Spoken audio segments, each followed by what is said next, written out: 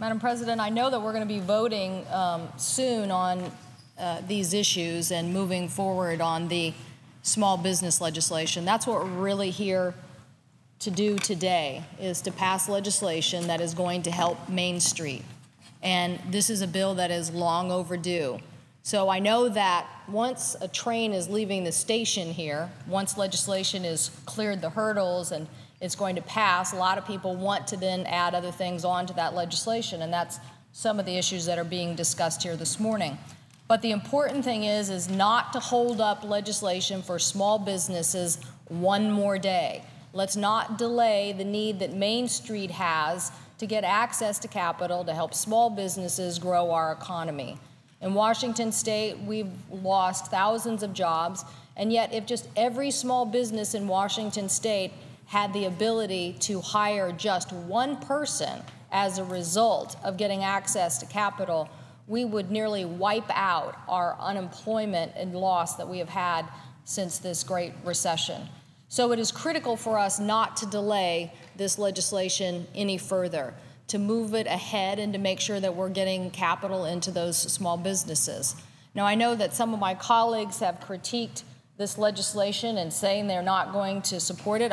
I know that we've had at least 2 members on the other side of the aisle that supported this legislation moving forward. So yes, I do call that bipartisan. And I appreciate the fact that those 2 legislators had enough courage to say this was important to their constituents. They'd listened in the August recess to small businesses, and they knew that this was important to get done.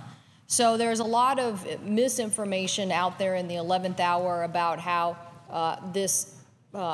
perhaps certain people weren't supportive of the legislation. I think my colleague from Oregon had a list, as he said, it keeps growing every single day. It's now 4 or 5 pages of different organizations who support moving forward on this legislation. I haven't heard any of them advocating that we hold it up one more day or send it back to the committee to add more things to it. No doubt, the discussion that we are having about the extenders package of other policies should happen. And I think if we get more bipartisan support, we will get those things done, and we won't have them held up. But if you go back to this basic issue that we're trying to address today, it is really about the implosion that happened on Wall Street that took Main Street down with it, and about correcting that and moving forward today in a way that will help small business, help our economy recover. So I hope that my colleagues on the other side of the aisle will look at this bill overall.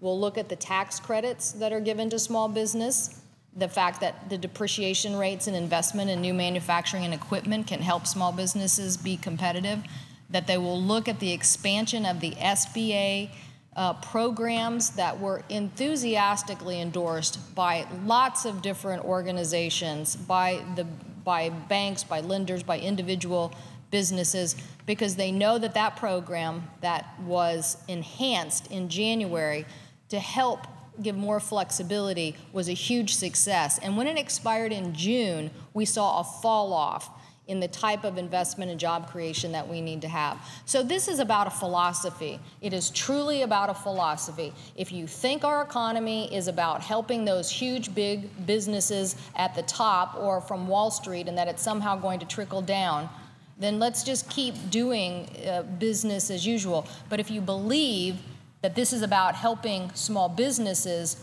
grow, which is 75% of the job growth in America, then let's get this bill off the floor today and let's get this legislation passed. So I thank the President, and I see the Chairman of the Finance Committee is on the floor, and I want to make sure that he has time for his comments as well. So I thank the President, and I yield the floor.